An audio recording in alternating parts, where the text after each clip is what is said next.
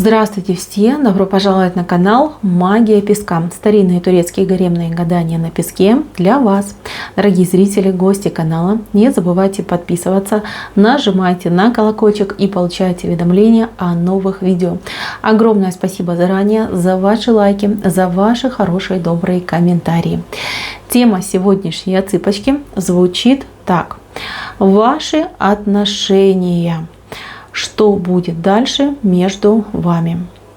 Если тема интересна, пожалуйста, присоединяйтесь к моей отсыпочке. Подумайте о своем любимом человеке, либо о том, кто вам интересен. Представьте этого человека мысленно, либо вслух задайте такой вопрос. А что же будет дальше между нами? Надеюсь, вы настроились. Я убираю Назар. Прошу высшие силы дать мне возможность ответить на все ваши вопросы и послать для вас только самую важную, самую нужную и самую полезную информацию. Давайте же посмотрим на ваши отношения и на то, что будет между вами. Так, ну кто со мной давно, тот уже увидел, да, самый главный рисуночек на этом песке. Вот он вышел, видите? Есть общая дорога, есть чаша любви, есть девушка-хранительница, есть мужчина сильный, защитник. То есть очень хорошая картинка, к ней я вернусь в конце. Начну я снизу. Немножечко расскажу о ваших отношениях. Между вами, как ни странно, существует какой-то барьер. Барьер, вы слишком разные, между вами есть недопонимание. Причем не только вы не понимаете своего партнера, но и партнер не совсем понимает вас.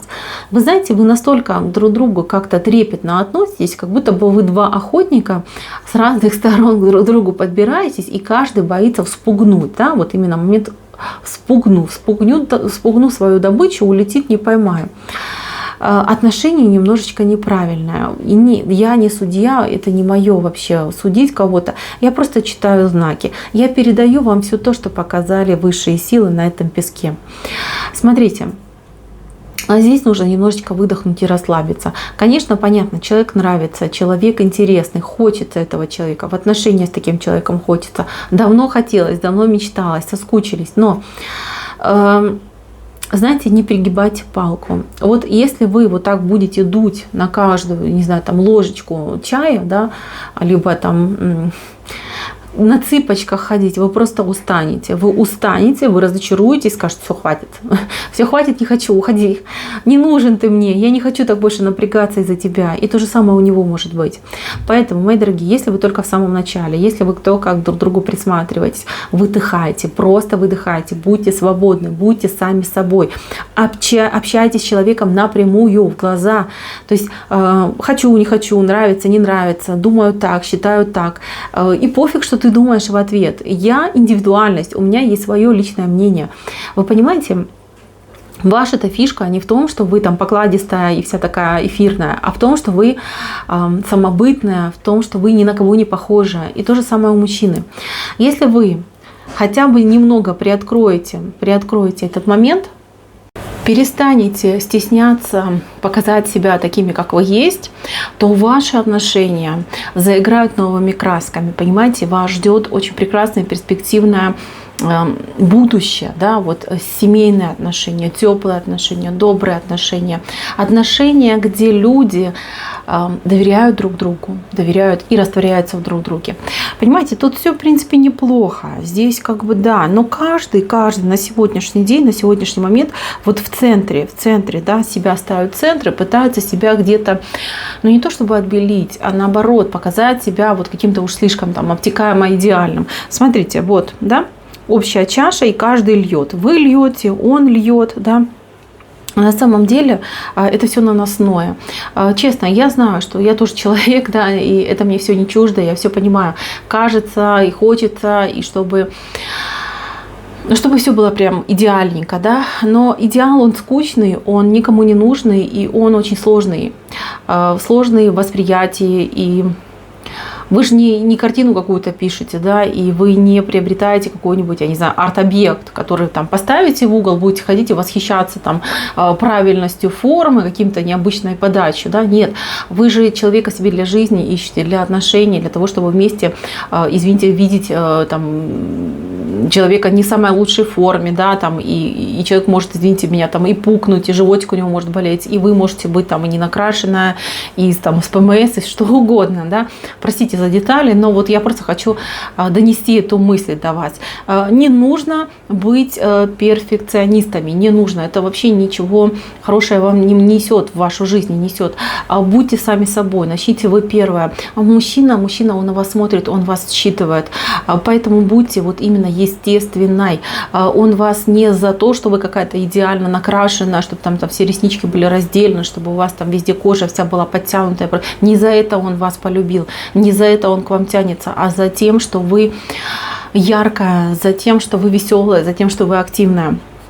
Именно эти черты ему нравятся. И вам, мужчина, нравится не за то, что он там деньги там зарабатывает, либо что он там какой-то стабильный, а за то, что он умеет говорить простые, красивые, добрые слова, да, за то, что он может быть ласковый, ответственный, нежный, за это вы его полюбили. Цените в себе, вернее, цените и в себе, и друг друге эти качества. Знаете, перспектива очень хорошая, потому что здесь, смотрите, какое будущее вас ждет. Во-первых, девушка у нас стоит, да, она пополняет эту любовь, она оберегает эту любовь, да, она мостик делает над этой чашей любви, над дорогой любви. А мужчина, в свою очередь, да, как настоящий защитник, как настоящий прям мужик, да, такой муж, он оберегает уже семью, он оберегает и любовь, и счастье, и все ваше будущее. То есть здесь мужчина ответственный, здесь мужчина взрослый, здесь мужчина, который действительно в будущем станет замечательным, прекрасным мужем. А женщина, она душа семьи, душа отношений. Ну, вот такое, знаете, сердце, одно большое сердце, которое бьется за всех. Хорошие, добрые отношения. Только вот что я хочу вам сказать. У мужчины как-то много ответственности за спиной. У вас-то тоже, я вижу, есть люди за спиной, за которых вы несете ответственность. У него как-то побольше будет. И мало того, даже так вот вывернет ситуация, что в будущем, ну, как-то неожиданно эти люди появятся.